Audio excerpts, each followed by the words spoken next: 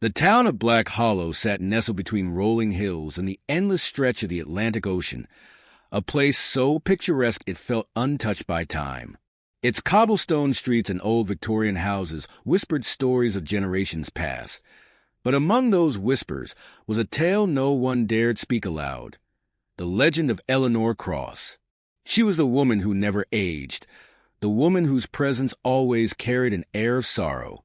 To the townspeople, she was an enigma, a relic of a forgotten past, a woman who never married, never had children, and never truly belonged. But they did not see the truth. They did not know that every storm that had passed over their town, every tragedy that had threatened their lives, had been quietly swallowed by Eleanor's suffering. She bore their burdens in silence, her existence cursed to protect them from forces they could not comprehend. And though she longed for connection, every time a man strayed too close, misfortune followed him like a shadow. She had learned through lifetimes of pain that love was a luxury she could never afford. Eleanor had once been young, once been foolish enough to believe in love, but time had carved cruel lessons into her soul. She remembered the first boy who had looked at her like she was the only girl in the world, Samuel Hartley, with eyes the color of stormy skies and a smile that had made her believe in forever. They had danced under moonlit nights, whispered secrets beneath ancient oaks, and made promises they thought unbreakable. But the curse had other plans. The day he confessed his love, his memory began to unravel. At first, it was little things. He forgot the way to her house, the sound of her voice.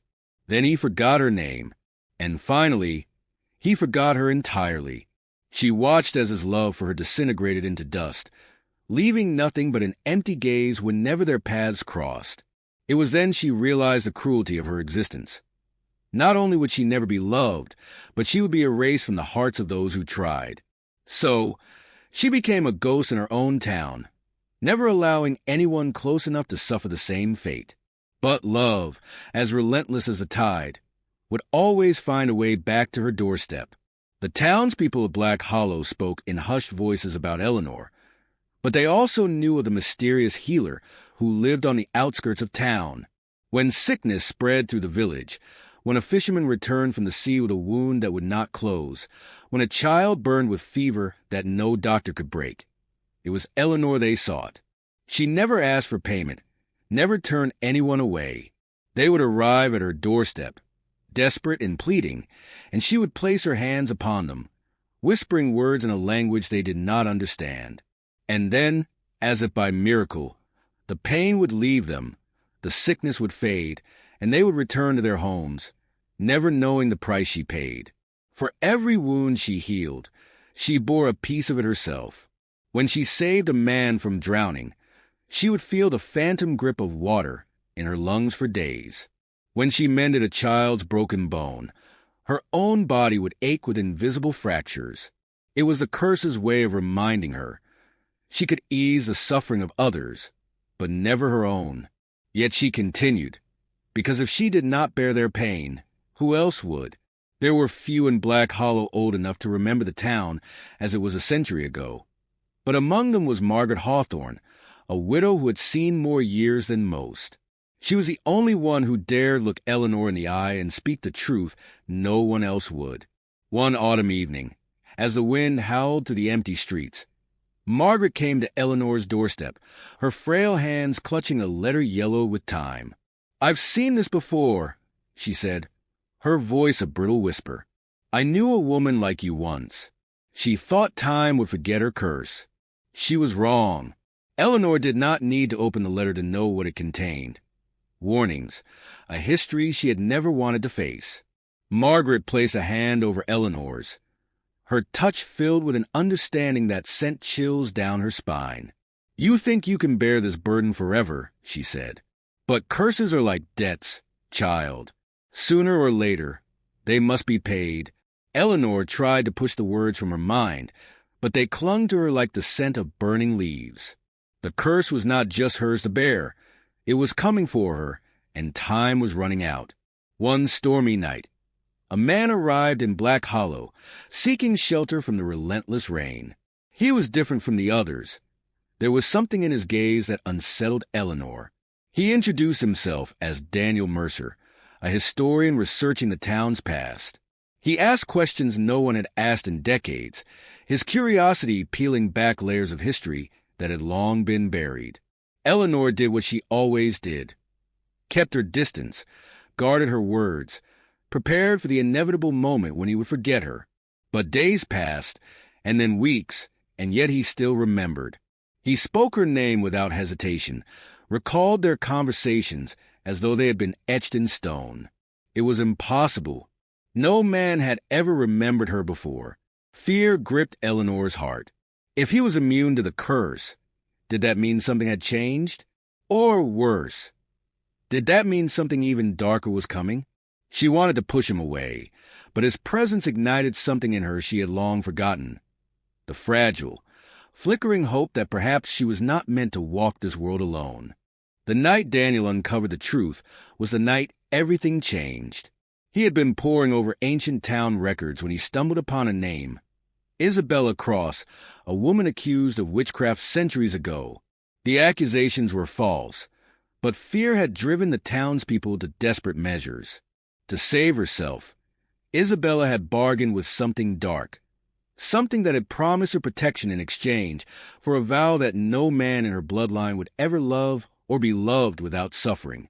The curse was not one of vengeance, but of desperate survival. Eleanor had never known the origins of her affliction, had never dared seek the source of her suffering. But now, as the truth unraveled before her, she realized that this was never about punishment.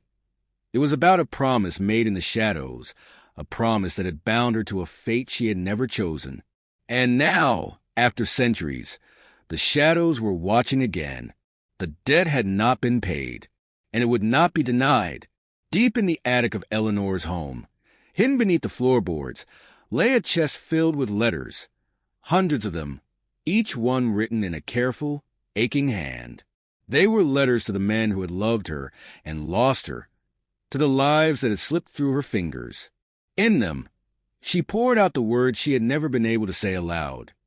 The confessions of love, the whispered apologies, the desperate attempts to hold on to a past that was always slipping away.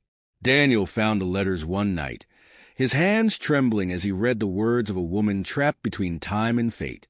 He realized then that Eleanor had never truly lived. She had only existed, a ghost among the living, carrying the weight of a love that could never be. And as he read, he made a decision. He would not be another name in her forgotten history. He would not let her bear this burden alone. The curse had taken so much from her, but it would not take this. Not this time. In a town that had long learned to look away from Eleanor, there was one who did not. A little girl named Lillian, with eyes as bright as the morning sun. Unlike the others, Lillian never shied away from Eleanor's presence, never felt the weight of fear or superstition. To her, Eleanor was not cursed. She was kind. She was strong. She was someone who listened when no one else would. One day, as Eleanor sat by the sea, watching the waves crash against the shore, Lillian approached and took her hand. "I see you," she whispered. It was a simple statement, yet it sent a shiver through Eleanor's soul. No one had ever truly seen her before. No one had looked past the curse and into the woman she was beneath it. And in that moment, Eleanor realized that perhaps the curse was not just about suffering. It was about being seen. It was about finally, after all these years, being remembered. Eleanor had always known that nightmares were simply echoes of fears. But when the same vision began to haunt her sleep night after night, she knew it was something more. It started as a whisper, a voice calling her name from beyond the veil of reality, growing louder, more desperate, until it was a deafening scream. She saw herself standing in the middle of the town square, surrounded by faces she recognized yet did not know. The ground beneath her feet cracked like shattered glass, and from the abyss below, shadowy hands reached for her, their touch burning like fire. In the dream, she tried to run, but the town seemed to shift around her, trapping her in a maze of endless streets that led nowhere. And then, just before waking, she always saw him. the figure cloaked in darkness, his eyes burning like embers, his voice a guttural whisper. The debt must be paid. Eleanor would wake gasping for breath. Drenched in cold sweat, the echo of his words ringing in her ears. She knew this was no ordinary nightmare. It was a warning. The past was catching up to her, and this time, there would be no escape. Days passed in uneasy silence, the weight of the dreams pressing upon Eleanor like a storm ready to break. And then, one evening, a letter arrived at her doorstep. There was no sender, no markings, only her name scrawled in an unfamiliar hand. Her fingers trembled as she unfolded the parchment, her heart hammering against her ribs. The words within were written with an urgency that sent chills down her spine. You are running out of time. The curse was never meant to last this long. The balance is breaking. If you do not act soon, it will not be you who pays the price, but the town. Eleanor's breath hitched. This was not just about her anymore. The suffering she had endured for centuries had been a solitary burden, one she had accepted as her fate. But now, the curse was growing restless, spreading its reach beyond her. The town, the people she had spent a lifetime protecting from afar, they were now in danger. For the first time, Eleanor felt true fear. She had spent centuries hiding from the past, believing that if she simply endured, it would never touch anyone else. But she had been wrong, and now the clock was ticking. Eleanor had always believed that if she followed the unspoken rules of her existence, if she kept her distance, if she never allowed herself to love, then the curse would remain contained. But as she stood at the edge of Black Hollow, staring at the endless sea, she realized that the curse had never been about her isolation. It had always been about debt, a forgotten promise made long before she was born. A deal struck in the desperation of another woman's suffering. And debts, no matter how ancient, always demanded payment. She thought of all the men who had once loved her, their lives unraveling like threads pulled from fate's tapestry. She thought of Samuel, who had forgotten her name, of Daniel, who had seen through the veil of her existence, of the countless others who had walked away with empty hearts, never knowing why. The curse had taken everything from her, but now it was hungry for more. If she did nothing, it would not stop at her. It would devour the town, consume every life it touched. And for the first time, Eleanor understood the truth. She was not meant to be its prisoner. She was meant to be its sacrifice.